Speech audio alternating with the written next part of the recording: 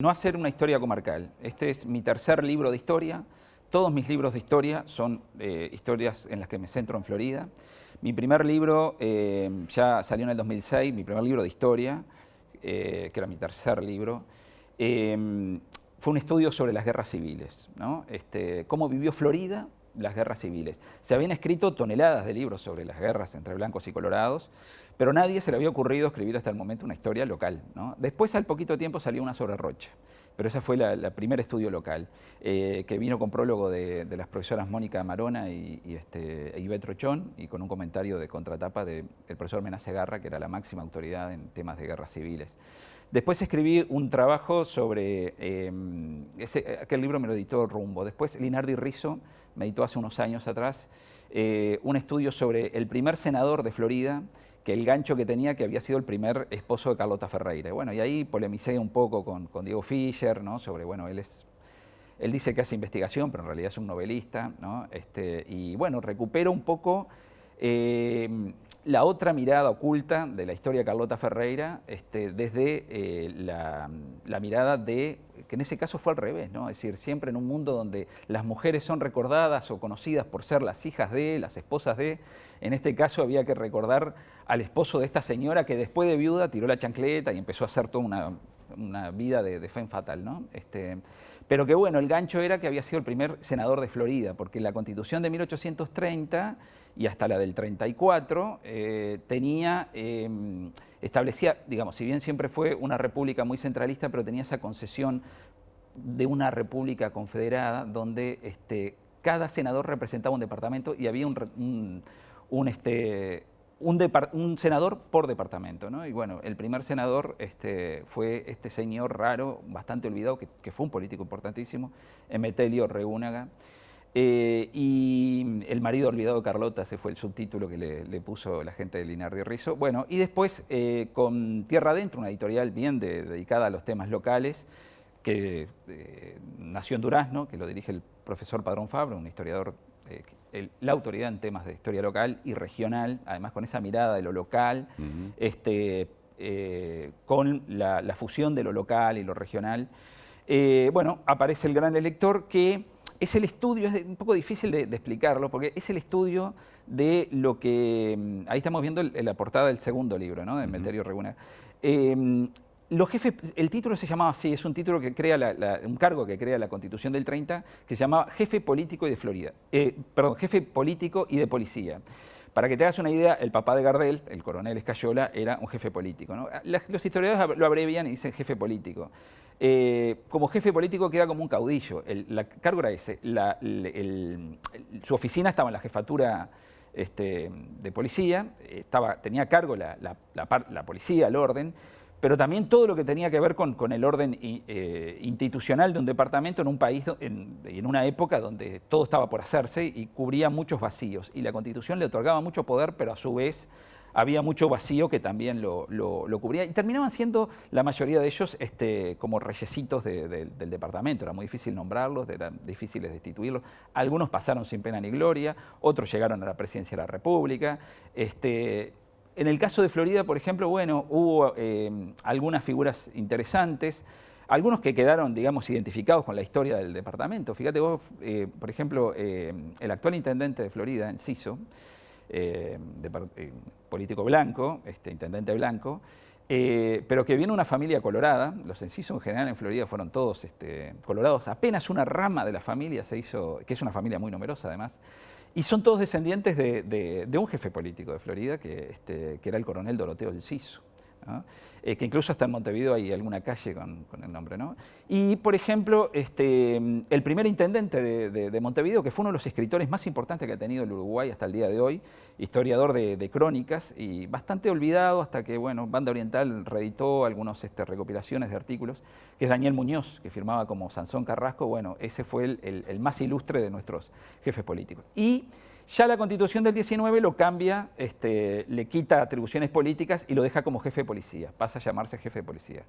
Yo entendía que, por un lado, este libro se compone de tres partes.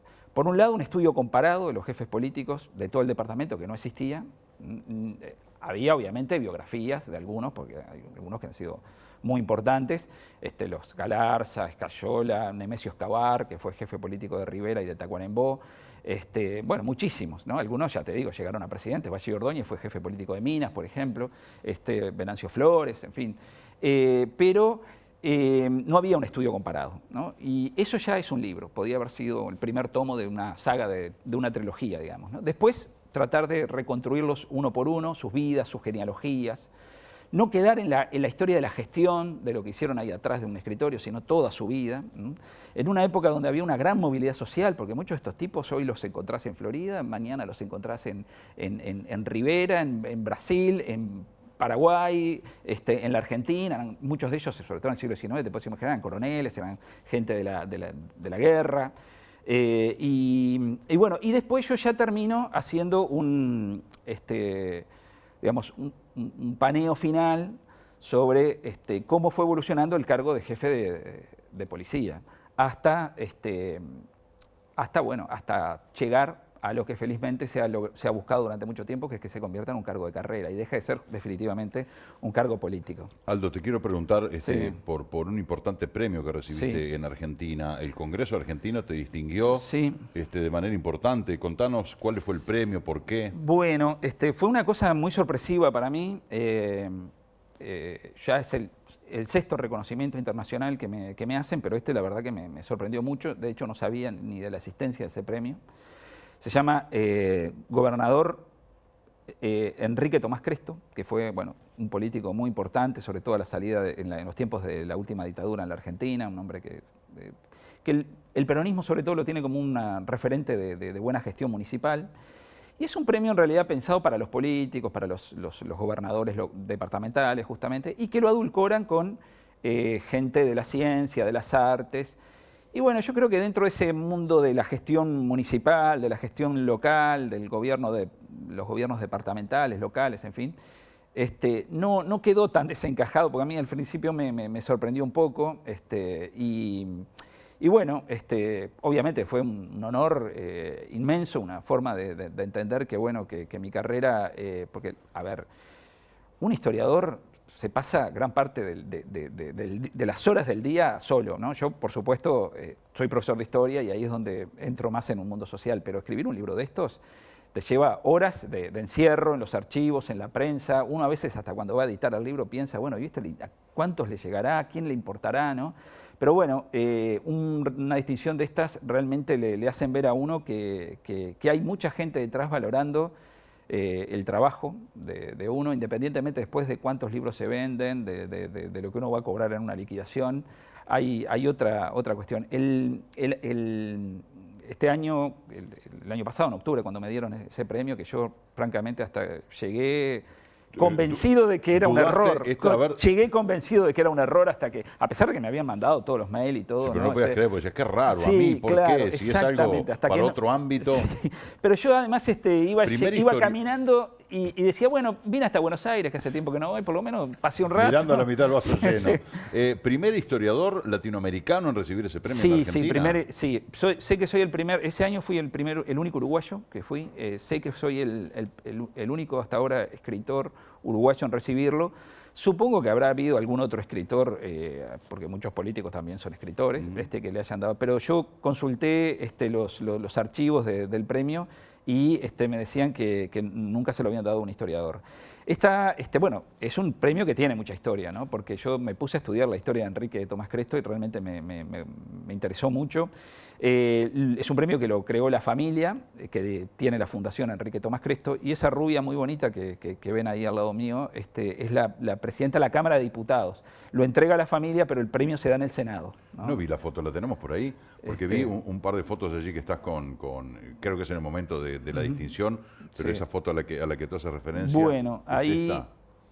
A ver, ahí está no, esa no, Dolón, no, eso es en la embajada. Bueno, ahí estoy, sí, con el premio y el diploma.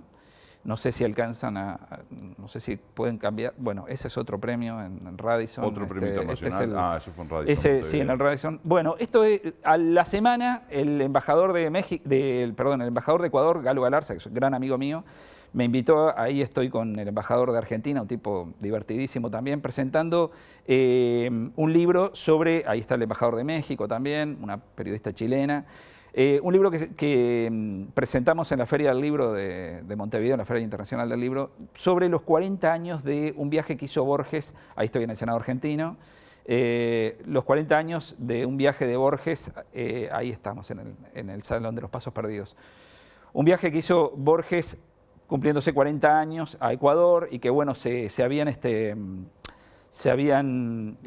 perdido las fotos y qué sé yo, y bueno, pero qué lástima que no aparece no aparece la foto. Recién la habíamos visto, porque yo todos los días no me saco una foto con dos rubias tan lindas, a ver si la buscan ahí por favor, dejen los celulares, sí.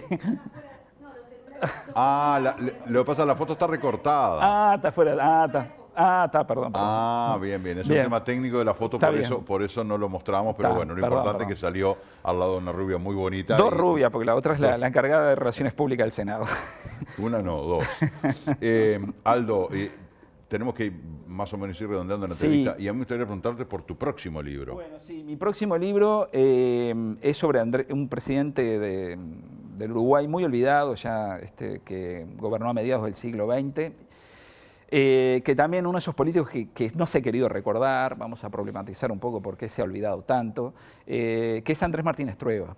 Hay mucha información equivocada, incluso en internet, si uno busca, por ejemplo, dicen que nació en Florida, no es cierto, él era montevideano, pero inició su carrera política en Florida, salió 3 veces consecutivas diputado titular de Florida, fundó para eso como un equipo de campaña un diario que existe hasta el día de hoy, quizá el diario más antiguo que existe hasta el día de hoy, que es El Heraldo, que hoy tiene otro perfil, un político vallista, ¿no? Andrés Martínez Trueba, y que fue profesor del liceo donde yo trabajo, que se llama Andrés Martínez Trueba, que es muy importante. A veces uno piensa que es un tema menor el tema de nombrar una calle o poner una plazoletita con un nombre.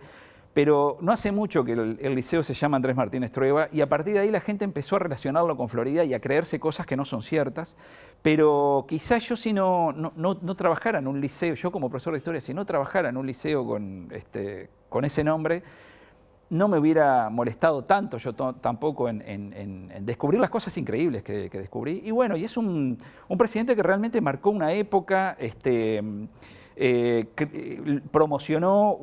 promovió y concretó una constitución, la Constitución del 52, que fue una constitución muy singular, que incluso hoy la gente ni se imagina lo que era la organización del Estado en esa constitución, porque era un ejecutivo colegiado, y un ejecutivo colegiado integral. Ya había habido un intento anterior que había sido bicéfalo, donde no se eliminó el cargo de presidente de la República, pero él llegó a ser presidente de la República, electo por la ciudadanía como presidente de la República, y desmantela el formato, ¿no?, la estructura del presidente de la República, y crea una mesa redonda como solamente en Suiza existía, y que Valle Ordóñez había traído ese modelo, ¿no?, que por eso y por muchas otras cosas más, el Uruguay fue llamado la Suiza de América, ¿no? Y bueno, y ahí empieza también lo que yo pongo como subtítulo, el comienzo del fin, ¿no? Empieza también la decadencia de ese Uruguay de oro, ¿no? Y esa necesidad también de empezar a compartir un poco más las responsabilidades, porque los tiempos que se venían eran un poco más complicados, ¿no? ¿Ya está pronto este libro? ¿En qué etapa está? Y lo están corrigiendo, va a salir por la editorial. Mira, ahí me dieron el gusto. ¿Cómo no voy a mostrar una foto como esa? Pero por supuesto, aunque esté fuera de foco, vale sí, igual. Sí, vale la pena, vale la pena. Pero no, va a salir por la editorial AGEP, muy probablemente, que la dirige mi amigo y mi gran hermano Luis Marcelo Pérez, conductor de un programa que el año pasado cumplió 20 años, quizá el programa de radio cultural más importante que tiene Uruguay, que es El Mural, que sale en Radio Uruguay, y que yo tengo una columna ahí de historia. Salimos los domingos de mañana, se retransmite después por distintas partes del país, y que ahora está sacando una colección de biografías. Él mismo escribió una biografía de Andrés Castillo, que era un director de teatro también muy olvidado y muy, muy importante, que generó escuela. No sé todavía, estoy gestionando y me gustaría creer que voy a poder dar alguna sorpresa con el prólogo, pero bueno, siempre los prólogos míos han sido importantes. El de Regúnaga me lo escribió María Emilia Pérez Santarciere, que es la persona más autorizada a hablar de Carlota. Viene con prólogo de Vázquez Franco, el profesor Vázquez Franco. La tapa es de Gustavo Alamón, que si bien no la pintó pero me cedió para la portada. Todos han dicho que es un cuadro que parece haber sido pintado para el libro. Cuando el día de la presentación del libro en el Ateneo de Montevideo, la esposa, no sé si le habrá gustado, pero la esposa dijo, queda más lindo en el libro que colgado en la pared. Vos loco la vida, el marido no tanto. Supuesto. Aldo, gracias por acompañarnos. Muchísimas gracias. Felicitaciones por estas obras y hasta cualquier momento. Encantado, será un gusto siempre para mí venir por acá.